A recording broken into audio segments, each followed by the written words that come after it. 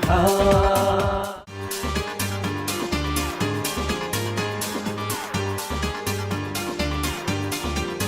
उम्र देखे नहीं, जात पूछे नहीं, प्यार में फिर भी है मुश्किलें नित नहीं।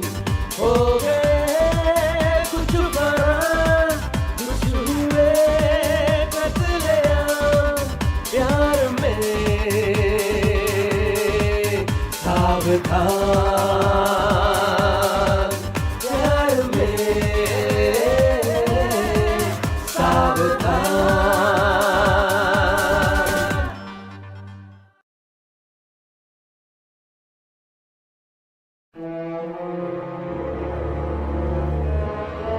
अभी चाय।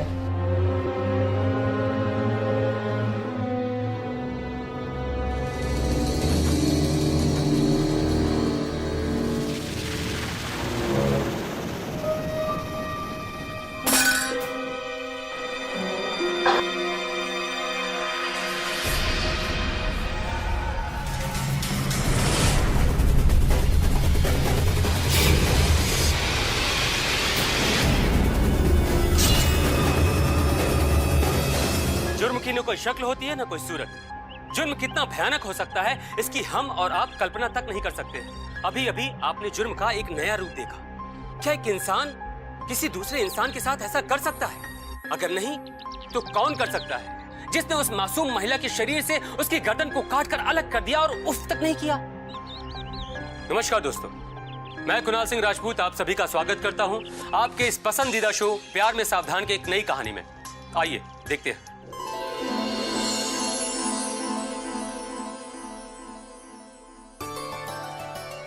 पापा और लीजिए ना पूरी। नहीं। अच्छा तो नारियल और पुदीने की चटनी बना दूं ताजी ताजी? नहीं नहीं बेटा। नहीं बहू, कितना काम करती हो। माँ, अगर मैं आप लोगों की सेवा नहीं करूंगी तो कौन करेगा? अरे बहू, सारा काम करके थक जाओगे तो बाजार में शॉपिंग के लिए कब जाओगे? और शॉपिंग से पहले तुमको क्लिनिक में चेकअप के लिए जाना है, याद रखना। माँ, मैं उन्हें बुला के लेके आती हूँ, अभी तक आए ही नहीं है। हाँ।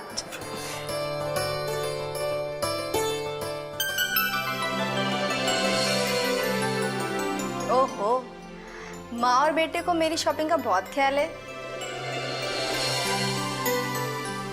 माँ बेटा मतलब?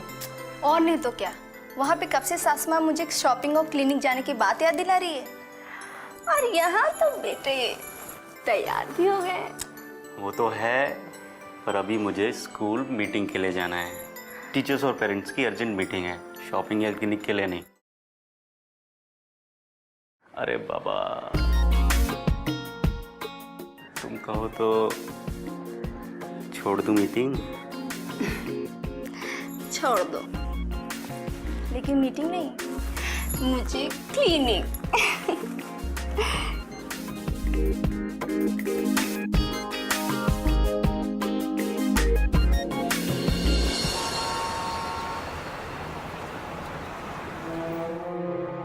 धर्म भैया, देखा उस जलीने को, ससुरे का कॉलेज है, डोनेशन और एक्स्ट्रा फीस के नाम पे बुढ़ा बड़ा कमाता है और ये बहू उड़ाती है। तो फिर क्यों नाम इसका पर्स उड़ा दें? क्या बोलते हो? नेकी और पूछ-पूछ। चल, मौका लगा ना तो उड़ा डालेंगे।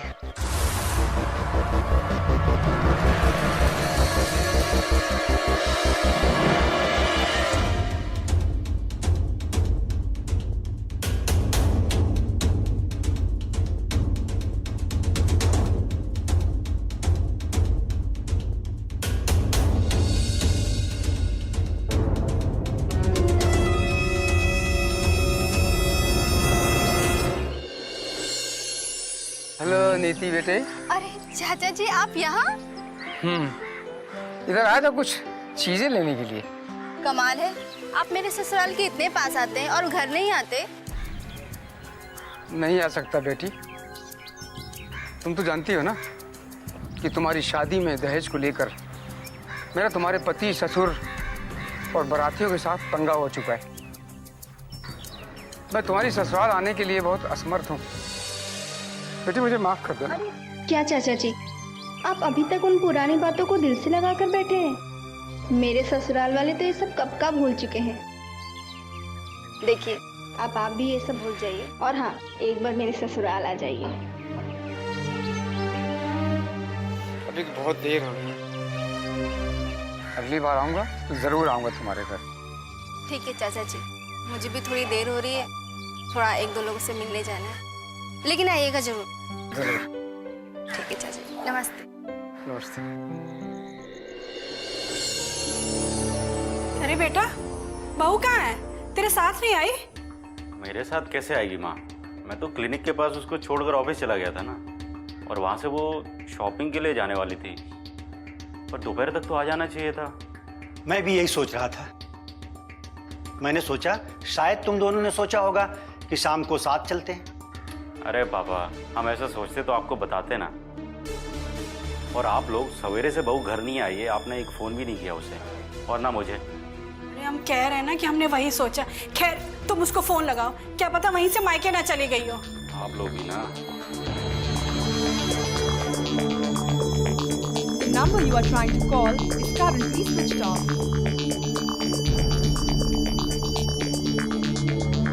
The number you are trying to call is currently switched off. उसका फ़ोन स्विच ऑफ आ रहा है। अरे बेटा, उसके मायके फोन लगा, क्या पता वो थक गई हो और उसने अपना फोन स्विच ऑफ कर दिया। लगा जरा फोन दोबारा से। अरे ऐसे कैसे फ़ोन स्विच ऑफ करके सो जाएगी मम्मी? जी दामाद जी। हेलो पापा, नमस्ते, मैं रमेश बोल रहा हूँ। नमस्ते बेटा, नमस्ते। नीति वहाँ आई है क्या? नहीं तो क्यों, क्या हुआ? मेरे ऑफिस के टाइम पे मैंने उसे क्लिनिक के पास छोड़ा था, वहाँ से वो मार्केट के लिए जाने वाली थी, पर अभी तक वापस नहीं आई है। आपको कोई कॉल किया उसने, मम्मी को या किसी को? नहीं तो, यहाँ तो फोन नहीं किया उसने। फिर कहाँ गई होगी? इतनी देर तक तो वो किसी सहेली के यहाँ भी नहीं रुक सकती। हाँ बेटा, ये तो उसके स्वभाव में ही नहीं है। फिर भी मैं उसकी एक दो सहेलियों के यहाँ फोन करके पता करता हूँ बेटा। जी, पता लगे तो मुझे फ़ोन कीजिएगा, मैं भी कोशिश करता हूँ पता करने की। जी बेटा, जी जी जी। मम्मी, पापा, वो ना तो मायके गई है, ना ही वहाँ पे उसने कोई फ़ोन किया। अरे बेटा, मैं तो जी घबरा रहा है, पता नहीं कहीं कुछ। अरे मम्मी, आपका तो ज़रा से मैं जी घबराने लगता है। अभी टाइम ही अभी क्या बेटा, सारा दिन गुजर गया, तुम्हारी माँ ठीक कह रही है। एक काम करते हैं, पुलिस स्टेशन चलते हैं, वहां पर उसके गुमशुदा होने की रिपोर्ट लिखवाते हैं। इससे पहले कि कुछ ऊंच नीच हो जाए, हमें पुलिस स्टेशन चलना चाहिए। आप ठीक कह रहे हैं पापा, चलिए। चलो।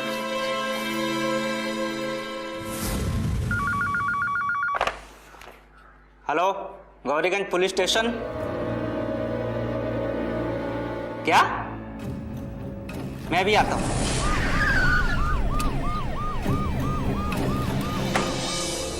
चलो चलो, हटो हटो, रास्ता दो।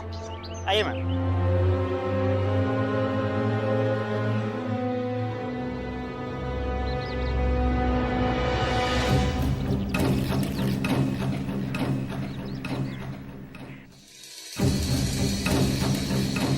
आप लोगों में से कोई पहचानता है इसे? इसको कैसे पहचानेगा मैडम, इसका तो सिर ही नहीं है। कभी कभी किसी इंसान के हाथ पैर पे कुछ ऐसे निशान या ऐसी बनावट होती है जिससे पहचाना जा सकता है।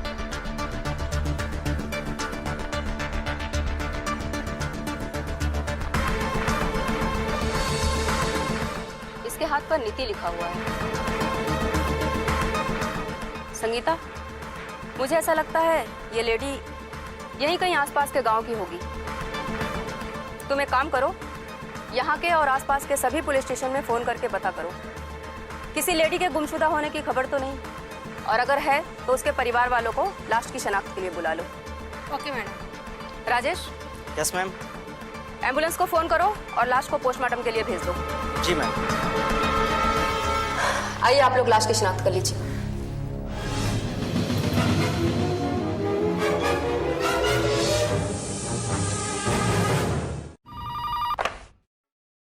Hello, inspector Gupta here. जय हिंद मैडम, मैं राजापुर पुलिस चौकी से पांडे बोल रहा हूँ। 4 दिन पहले रमेश नाम के युवक ने अपने बीवी गुम हो जाने की रिपोर्ट दर्ज कराई थी। उसके बाद राजापुर पुलिस चौकी ने काफी खोजबीन की थी, मगर उसका कोई पता नहीं चला। कहीं ये वही नीति तो नहीं है? मैंने उसके घर वालों को बता दिया, वो लोग पहुंच ही रहे होंगे। ओके। मैडम, मैं रमेश हूँ, राजापुर गांव से आया हूँ। मुझे बताया गया है कि यहाँ।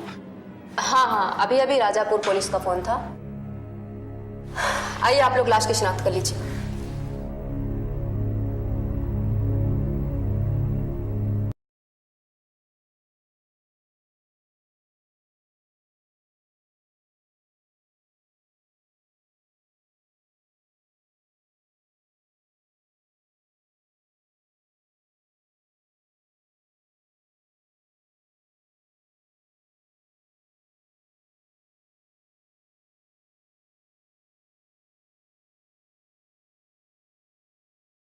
नीति! मेरी बहू, तुझे क्या हो गया?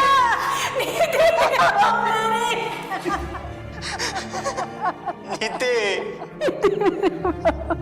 संभालो अपने आप को। ये क्या हो गया नीति?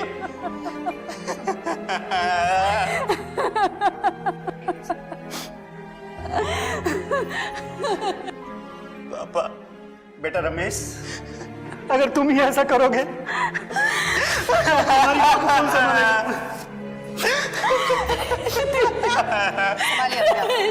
ना बेटा, ना बेटा, संभालो अपने आप को, संभालो। दोस्तों, इंसान की शक्ल ही उसकी पहचान होती है, लेकिन जिस इंसान का सर उसके धड़ से अलग करके उसकी पहचान मिटाने की कोशिश की गई हो, क्या इसके रिश्तेदार इसका अंतिम संस्कार कर पाएंगे? ये सब कुछ जानने के लिए आइए देखते हैं।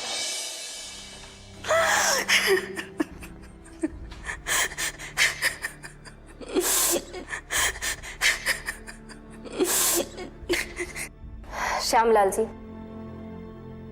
आप राजापुर के बहुत ही सम्मानित व्यक्ति हैं। इस दुख में हम आपके साथ हैं।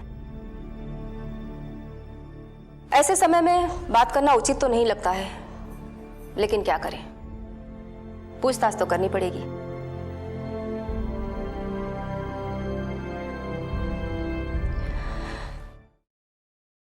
क्या आप बता सकते हैं कि आपकी बहू आखिरी बार कहां और किसके साथ गई? जिस दिन हमारी बहू गायब हुई, उसी दिन उसने हमें नाश्ता करवाया था और हमारे कहने पर ही शॉपिंग के लिए और हमारे बेटे के साथ क्लिनिक में चेकअप के लिए गई थी। जब बहुत देर तक वापस नहीं आई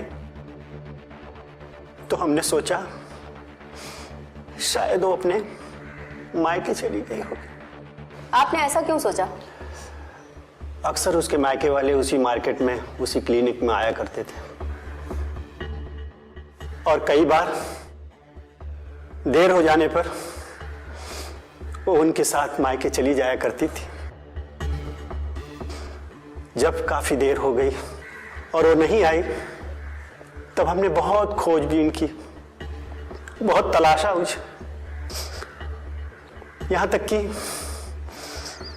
उसके मायके फोन किया, ऑफिस में फोन करवाया, पर कहीं कोई पता नहीं चला। हमने उसके मोबाइल पर भी कॉल किया, वो अपना मोबाइल कभी नहीं छोड़ती थी, पर उसका मोबाइल तब से लेकर अब तक स्विच ऑफ ही बता रहा है। आप लोग एक काम करिए, उसका मोबाइल नंबर मुझे मैसेज कर दीजिए। मैं उसकी लास्ट लोकेशन से ये पता करने की कोशिश करूंगी कि वो उस वक्त कहाँ होगी, या उसने किसी को फोन किया होगा, या कोई फोन उसे आया होगा, कुछ तो पता चलेगा। आप लोगों की किसी से दुश्मनी तो नहीं?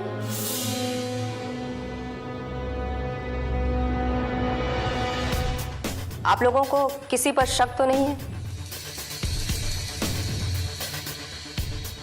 श्यामलाल जी, आप तो स्कूल कॉलेज चलाते हैं, अक्सर पास फेल होने वाले बच्चे आप लोगों के दुश्मन बन जाते हैं।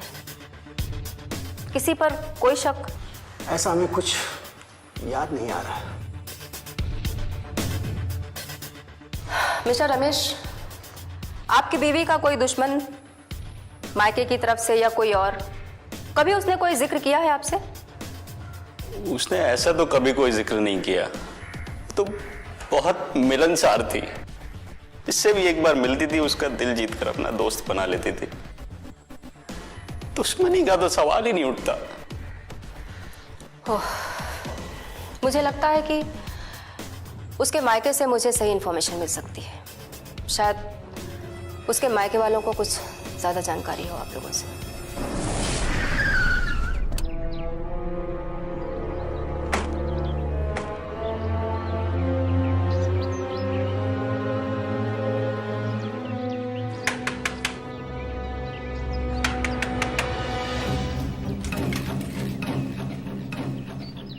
इंस्पेक्टर साहब, आप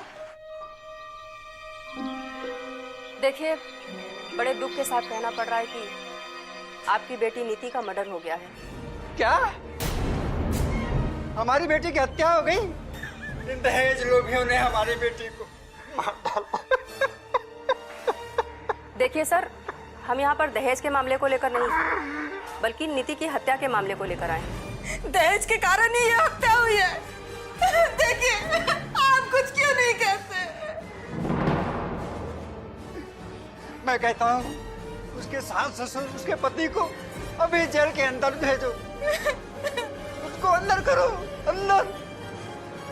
लेकिन बिना गवाह, बिना सबूत के ऐसे कैसे कर सकते हैं हम? गिरफ्तारी के लिए एफआईआर चाहिए ना, हम चल के एफआईआर करवाते हैं और उसके सास ससुर पति को अभी के अभी जेल के अंदर भेजो। ओके। क्या बात है इंस्पेक्टर, कातिल की गिरफ्तारी हुई? गिरफ्तार ही करने आए हैं।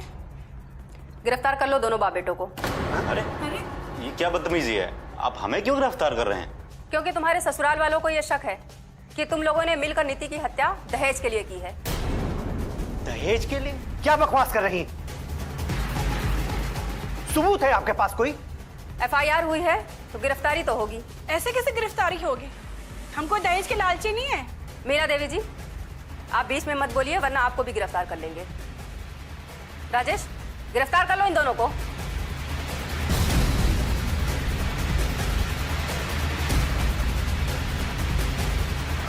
जब तक हमारी बेटी का सिर नहीं मिलता, ना हम उसकी लाश लेकर जाएंगे और ना ही हम उसका अंतिम संस्कार करेंगे। या तो हमारी बेटी का सिर लाइए या फिर उसके कातिल को। राधिका गुप्ता, हाय हाय हाय। राधिका गुप्ता, हाय हाय। राधिका गुप्ता, हाय हाय। राधिका गुप्ता। हेलो, जी सर, जी जी जी जी सर, जी सर, जी बिल्कुल बिल्कुल बिल्कुल, ठीक है सर, ठीक है, ओके ओके। राजेश, जी मैम। मिस्टर रमेश और उनके पापा को बाहर ले आओ। राधिका गुप्ता, हाय हाय। राधिका गुप्ता, हाय हाय। राधिका गुप्ता, हाय हाय। ये मनमानी, ये मनमानी, ये मनमानी। पुलिस वाले, हाय हाय। पुलिस वाले। मिस्टर रमेश, आप अपनी माँ को अंदर ले आइए और बाकी लोगों से रिक्वेस्ट कीजिए कि वो वापस चले जाएं। आप लोगों को छोड़ दिया गया है और आप लोग भी थोड़ी देर में लाश के साथ वापस घर जा रहे हैं।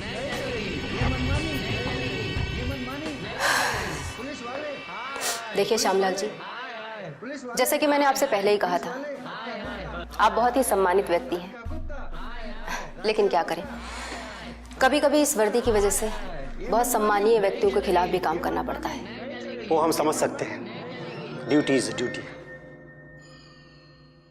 जैसा कि अब तो आप लोगों को पता चल ही गया है कि वो लाश आपकी बहू की है,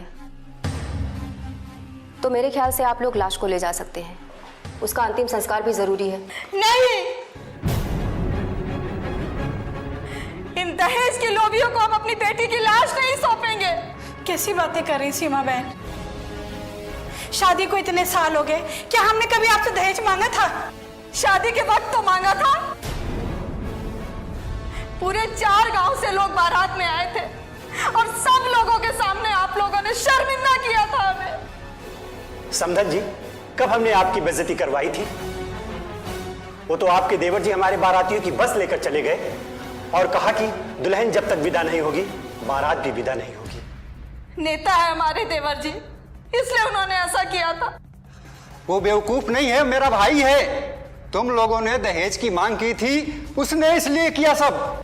देखिए सीमा बहन, कि अगर हमने दहेज मांगा होता तो क्या हम आपको कांटेक्ट नहीं करते? इतने वर्षों से आपकी बेटी हमारे घर में रही है, क्या हमने कभी उसको कहा है कि जा अपने मायके से दहेज लेके आ?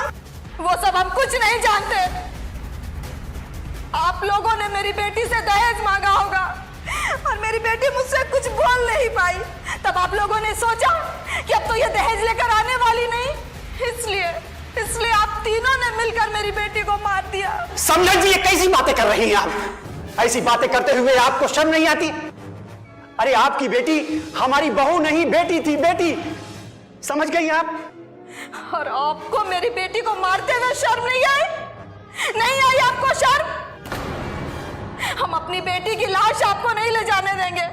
और इंस्पेक्टर साहब, मैंने आपसे कहा था ना कि इन्हें लॉकअप में बंद कीजिए। होम मिनिस्टर साहब का फोन था, उन्हें पुलिस स्टेशन के बाहर हंगामा नहीं चाहिए। उन्होंने मुझसे कहा है कि इन लोगों को छोड़ दिया जाए जब तक ठोस सबूत ना मिले। तो फिर हटाइए इन लोगों को यहाँ से, बाहर निकालिए इन लोगों को। यहीं कहीं पर मेरी बेटी की आत्मा भटक रही होगी। कितना दुख हो रहा होगा उसको इन पापियों को देखकर। अगर ये बात है तो लाश आप ले जाइए, आखिर वो आपकी बेटी है। नहीं, हम उसकी लाश लेकर नहीं जाएंगे। क्यों? जब तक हमारी बेटी का सिर नहीं मिलता, ना हम उसकी लाश लेकर जाएंगे और ना ही हम उसका अंतिम संस्कार करेंगे। या तो हमारी बेटी का सिर लाइए या फिर उसके कातिल को। और जब तक आप ऐसा नहीं करती है, हम इसी यही पुलिस स्टेशन के सामने धरने पर बैठेंगे। चलिए। सीमा देवी जी सुनिए, सीमा देवी जी। दोस्तों, इसे एक माँ की आप जिद कहिए या उसका पागलपन, आप जो भी कहिए, लेकिन बस एक बार आप एक माँ की तरह सोच कर देखिए। एक माँ जो अपने बच्चे को पूरे 9 महीने तक अपनी कोख में रखती है, उसको जन्म देती है। जन्म देने से पहले हर माँ अपने बच्चे के सुंदर शक्ल की कल्पना करती है और जन्म देने के बाद हर माँ के लिए उसका बच्चा चांद की तरह सुंदर लगता है। क्या बीतेगी उस माँ पर जब वही चांद सी शक्ल वाला बच्चा उससे छीन लिया जाएगा? और ऐसा ही कुछ बीत रहा था सीमा देवी पर। दोस्तों, जिस सुंदर शक्ल के साथ उसे उसकी बेटी इस दुनिया में मिली, बिना उसी शक्ल के अपनी बेटी को इस दुनिया से कैसे विदा कर दे? आखिर कौन था वो हत्यारा? उसकी नीति से क्या दुश्मनी थी जो उसने इतनी घिनौनी तरीके से उसकी हत्या कर दी? इन सभी रहस्यों का पता चलेगा आपको हमारे इस कहानी के अगले भाग में।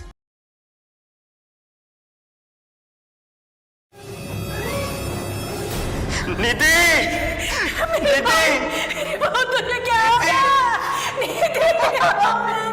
जब तक हमारी बेटी का सिर नहीं मिलता, ना हम उसकी लाश लेकर जाएंगे और ना ही हम उसका अंतिम संस्कार करेंगे। या तो हमारी बेटी का सिर लाइए या फिर उसके कातिल को। नमस्कार दोस्तों, मैं कुणाल सिंह राजपूत एक बार फिर से आप सभी का हमारी इस कहानी सरकटी लाश के दूसरे और अंतिम भाग में स्वागत करता हूं। दोस्तों, पिछले एपिसोड में आपने देखा कि कितनी बुरी तरीके से नीति की हत्या कर दी गई। उसके सर को उसके धड़ से काटकर अलग कर दिया गया। दोस्तों, नीति की मां ये जिद पकड़कर बैठ गई थी कि पुलिस या तो नीति का सर ला कर दे या नीति का हत्यारा। ये जिद पुलिस की परेशानी बन चुकी थी। अगर उसके पास एक भी सबूत होता तो वो मुजरिम को क्यों छोड़ती? एक तरफ नीति की मां की ये जिद और दूसरी तरफ पुलिस की ये परेशानी हमारे इस केस को कहां तक लेके जाएगी? आइए देखते हैं। आप थोड़ा धीरज रखिए और शांति से मेरी बात सुनिए।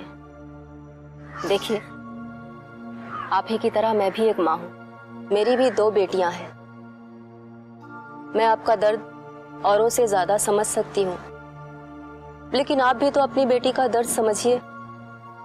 देखिए, जिस फूल से बच्ची को आपने इतना प्यार दिया, दुलार दिया, इतना बड़ा किया, आज उसका शरीर किस हालत में पड़ा है और वो पुकार पुकार कर कह रहा है कि माँ मुझे मुक्ति दो। देखिए, मेरी बात मानिए तो आप अपनी बेटी का अंतिम संस्कार कर दीजिए। मैं आपकी तरह ही एक माँ अपनी बेटी की कसम खाकर कहती हूँ कि आपकी बेटी का कातिल पाताल में भी होगा तो उसे ढूंढ निकालूंगी, और बहुत जल्द। पर प्लीज आप अपनी बेटी का अंतिम संस्कार कर दीजिए, प्लीज।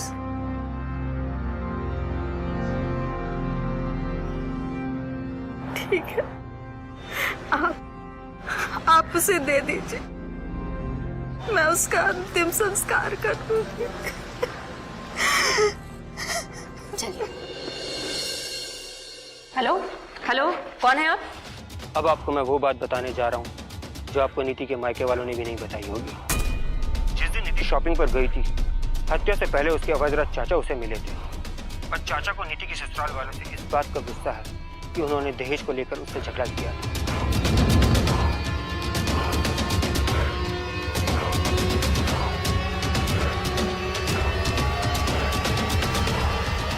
क्योंकि उस दिन अवध राज के मिलने के थोड़ी देर बाद ही नीति की हत्या हो गई थी। हाँ लेकिन hello hello hello hello hello, लगता है फोन डिस्कनेक्ट हो गया। राजेश। जी मैम।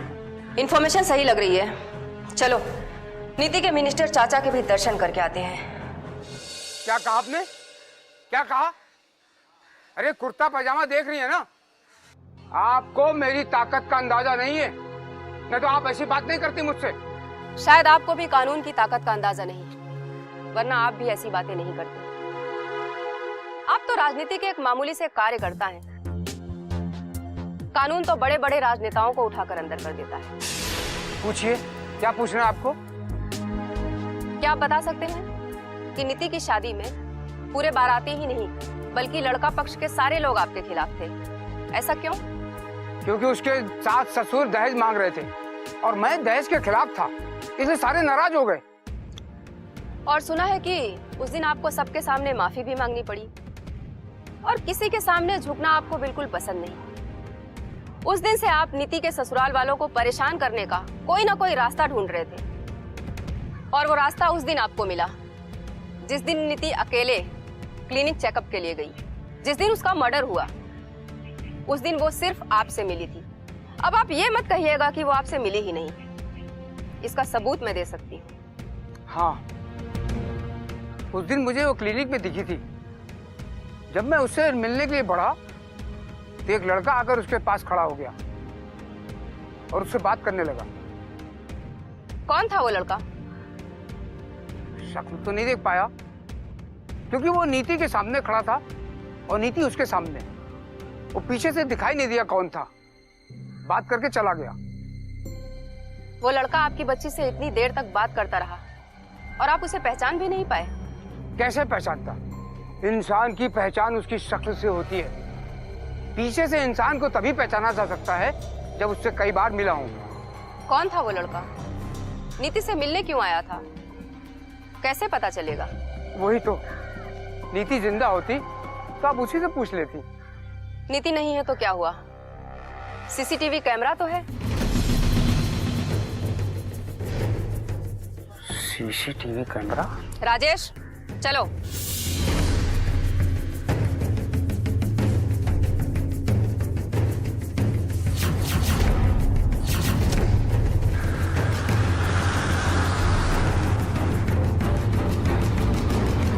हेलो, ये देखिए मैम, इसमें दो टपोरी नीति पर नजर रखे हुए हैं और उनका पीछा भी कर रहे हैं। ये तो रुपए गिनने का इशारा कर रहे हैं।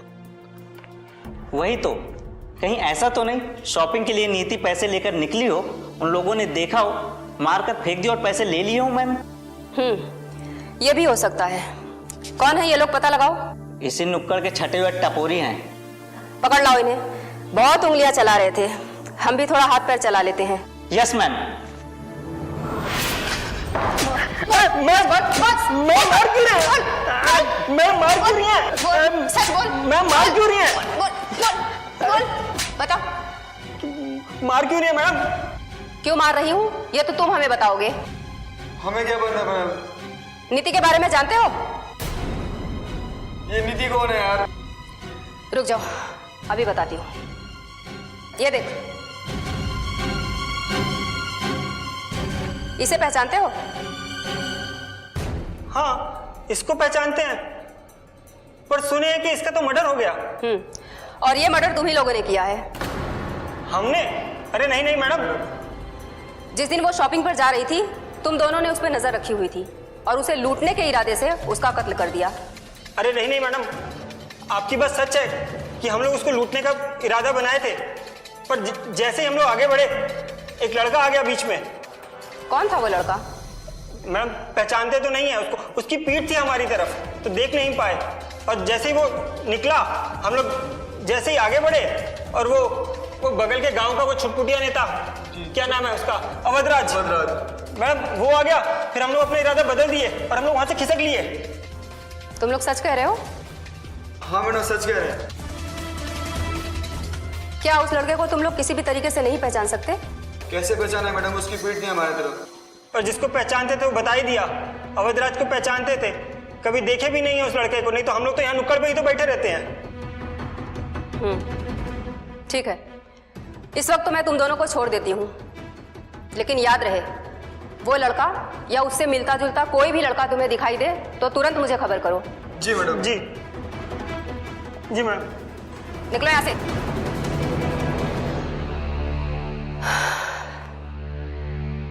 अगर इन्होंने नीति का मर्डर नहीं किया है तो किसने किया है? अगर इन्होंने किया होता तो चाचा के लिए मुझे फोन नहीं आता। तो कौन है वो जो पुलिस को चाचा की तरफ लगाकर उसका ध्यान भटकाना चाहता है? कौन है वो? कौन हो सकता है वो?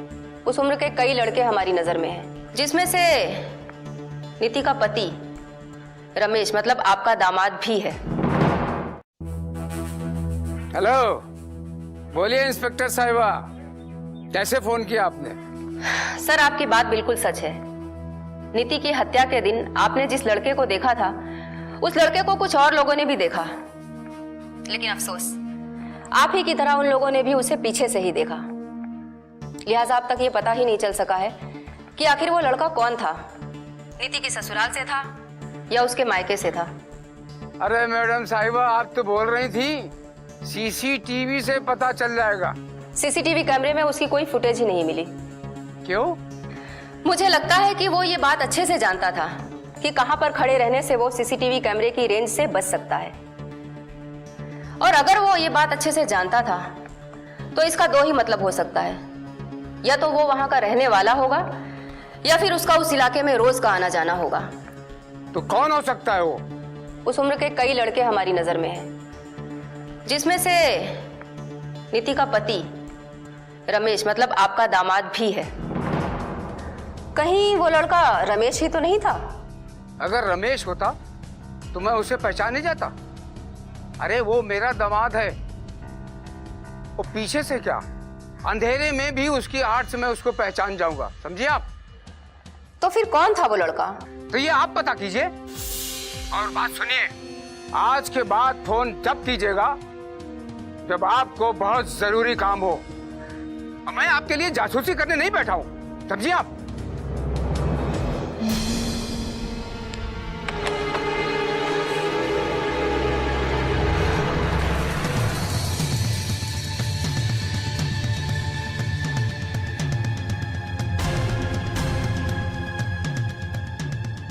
ओह माय गॉड, मैं यहाँ वहां क्यों मुंह मार रही हूँ? मुझे सबसे पहले उस फोन को ट्रेस करना चाहिए जो चाचा को फंसाने के लिए आया था। उससे हमें पता चल सकता है कि वो फोन किसका था। संगीता। जी मैडम। संगीता, उस फोन का पता करो जो चाचा के बारे में आया था। उस नंबर का पता करो कि वो कहां से आया था और किसका था। जी मैडम। कौन हो सकता है वो लड़का? रमेश तो नहीं, क्योंकि उसकी माँ के बयान के मुताबिक वो उसे क्लिनिक तक छोड़कर उसकी मीटिंग में चला गया, और मीटिंग में जाने वाला आदमी इतने कैजुअली कपड़े में तो नहीं हो सकता। और चाचा के मुताबिक अगर वो रमेश होता तो वो उसे पहचान जाता, आखिर वो उसका दामाद है। मतलब कि कोई तो था, तो कौन था वो? मैडम जी, ये फोन तो उसी क्लिनिक से कुछ दूरी पर लगा हुआ पब्लिक बूथ से आया था।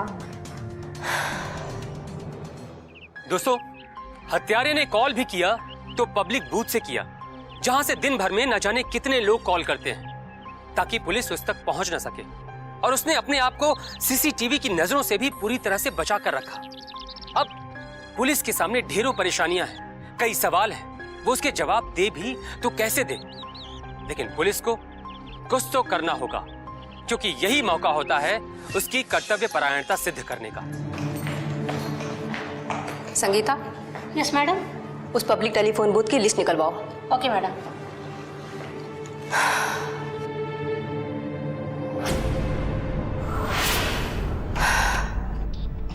यस, ये एक नंबर है जिससे नीति की हत्या वाले दिन, हत्या से थोड़ी देर पहले 3 से 4 बार फोन किया गया था। लगता है गुत्थी कुछ सुलझने वाली है। ये किसी बबलू का नंबर है। तुम टेलीफोन एक्सचेंज में फोन करके इसका एड्रेस पता करो।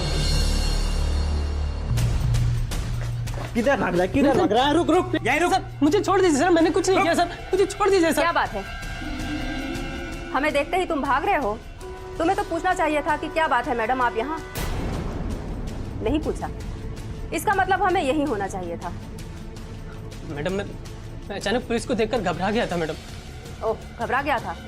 तो चल अब बिना घबराए बता, नीति को जानता है तू? जी हाँ जानता हूँ, वो मेरी भाभी। भाभी? वो कैसे? मैडम मैं रमेश भैया की बुआ का लड़का हूँ। ओह, बुआ का लड़का? तो फिर तूने नीति की हत्या क्यों की? मैडम मैंने उनकी हत्या नहीं की है। देखो बबलू, अगर तुम हमारे साथ कोऑपरेट करोगे तो हम तुम्हें सरकारी गवाह बनाकर तुम्हारी सजा कम करवा देंगे। कोऑपरेट करो हमारा। अब तुम ये बताओ कि तुम नीति से क्लिनिक में मिले थे? हाँ मैडम मैं मिला था उनसे। क्यों? उसकी हत्या करने? नहीं मैडम, मैंने उनकी हत्या नहीं की है। मैंने तो बस नीति भाभी को डराने के लिए उन्हें वहां से ले जाकर एक क्लिनिक से थोड़ी दूरी पर एक कोठरी में उन्हें बंद कर दिया था, बस। अभी चाय।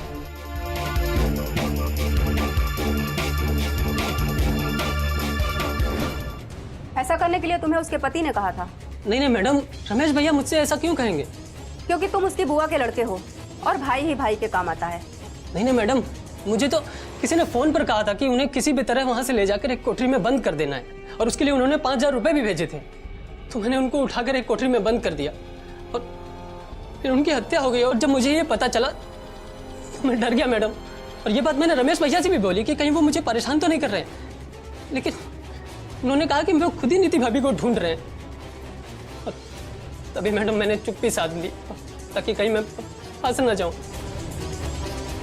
तुम सच बोल रहे हो? यही सच है मैडम, मैं अपनी माँ की कसम खा के कहता हूँ मैडम, मैं सच कह रहा हूँ। मैंने उनके साथ कुछ भी नहीं किया है। अगर तुम सच बोल रहे हो तो सोचने वाली बात यह है कि तुम्हें बार बार हर 6 मिनट में एक ही नंबर से फोन आया। इसका मतलब यह है कि जो कोई भी तुम्हें फोन कर रहा था वो टेलीफोन बूथ के आसपास ही होगा। और हो ना हो, चाचा को फंसाने के लिए जो फोन आया था वो भी उसी ने किया होगा। देखो बबलू, हमारी इन्वेस्टिगेशन में अगर तुम्हारी बात झूठ निकली तो नीति के कत्ल के जुर्म में फंसाकर हम तुम्हें फांसी दिलवा देंगे।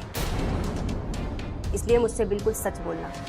मैडम मैं अपनी माँ की कसम खा के कहता हूँ मैडम, मैं सच कह रहा हूँ, मैंने उनके साथ कुछ नहीं किया है।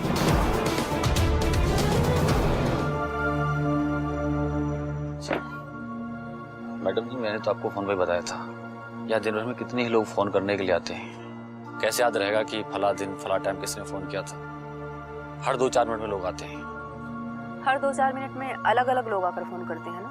हाँ। लेकिन हर 2-4 मिनट में एक ही आदमी बार बार आकर फोन करेगा तो क्या याद नहीं रहेगा? हाँ, तब याद रहेगा शायद। तो फिर ठीक से याद करके बताओ कि 12 नवंबर को 11 से 11:30 के बीच में किसने यहाँ से बार बार फोन किया है? 12 नवंबर 12 नवंबर, हाँ याद आया। उस दिन वो धर्मवीर है ना, सभी पुलिस वाले भी जानते हैं उसे, आप भी जानती होंगी। उस दिन वही बार बार आके फोन कर रहा था। अरे ये क्या मजाक है? कोई नहीं मिलता तो मुझे यहाँ पे उठा के ले आते हैं। कोई मिलेगा भी कैसे? खून तो तूने किया है। सच सच बता, तूने नीति का खून क्यों किया? वरना हम भी तेरा उसी तरीके से खून कर देंगे, गर्दन अलग। अरे मैं कई बार बता चुका हूँ, मैंने नीति को नहीं मारा। अरे मैडम कैसे बताऊं, मैंने नीति को नहीं मारा है। अरे मैं सच कह रहा हूँ, मैंने नीति को नहीं मारा है। नहीं मारा?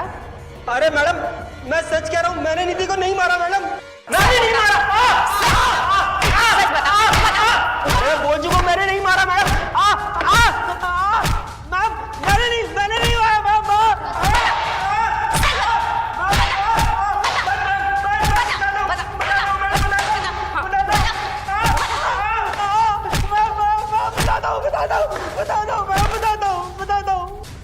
बता, नीति को तूने क्यों मारा?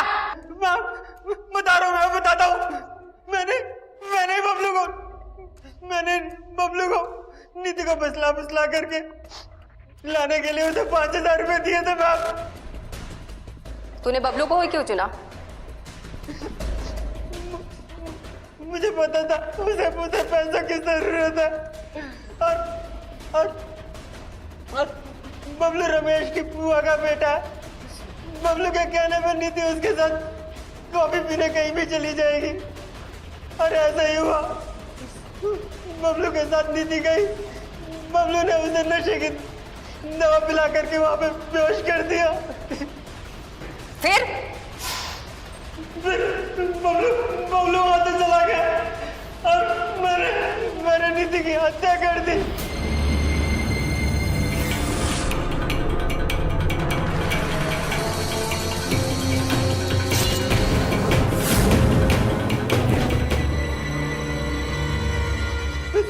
उसकी लाश पहचान में ना आए, इसलिए मैंने उसकी गर्दन काट दी।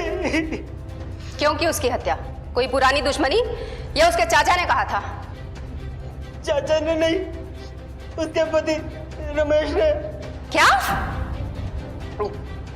हाँ, रमेश ने मुझे नीति को मारने के लिए सुपारी दी थी।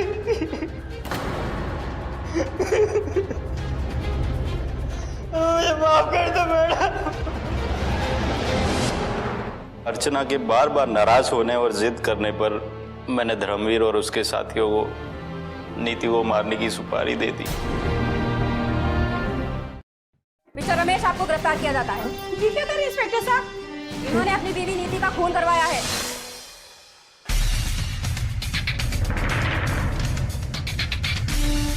अब आप सच बताएंगे रमेश जी?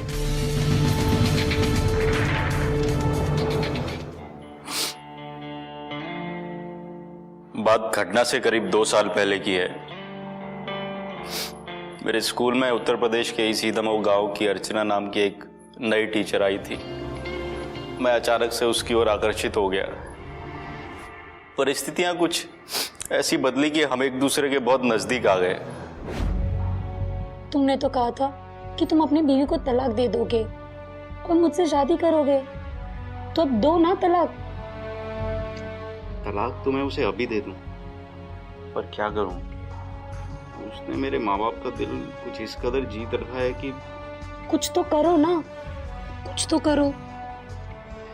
या फिर मुझे किसी और से शादी करनी पड़ेगी क्या? ना ना, ये तो मैं सपने में भी नहीं सोच सकता।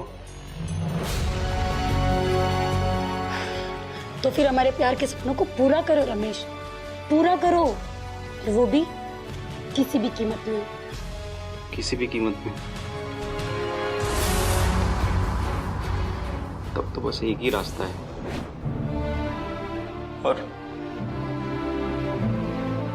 और अर्चना के बार बार नाराज होने और जिद करने पर मैंने धर्मवीर और उसके साथियों को नीति को मारने की सुपारी दे दी।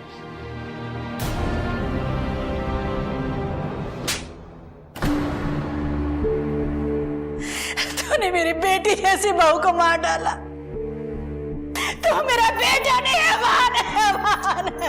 मैं तुझे मार डाल। छोड़िए छोड़िए इसे। छोड़ूंगी तुझे। कानून इसकी सजा देगा। चलो। मेरा बेटा नहीं है, इसने मेरी बहू को मार डाला।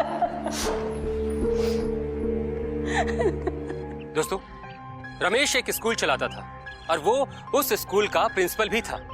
बच्चों के पूरे साल की पढ़ाई से लेकर उनके परीक्षा का time table, annual day function decide करना, ये सारी प्लानिंग उसकी आदत में थी।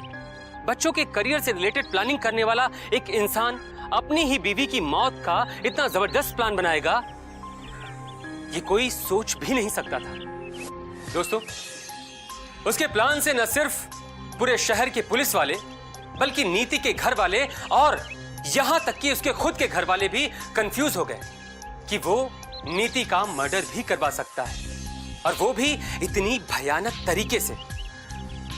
लेकिन मुजरिम कितना ही चालाक क्यों ना हो, वो कितने ही जबरदस्त प्लानिंग क्यों ना कर ले, लेकिन अंत में उसे जेल जाना ही होता है। और यही हुआ रमेश के साथ भी, उसे भी जेल जाना पड़ा। दोस्तों, प्यार ही जिंदगी है, प्यार ही बंदगी है, इसीलिए जिए प्यार में, पर रहिए प्यार में सावधान। इस कहानी में इतना ही।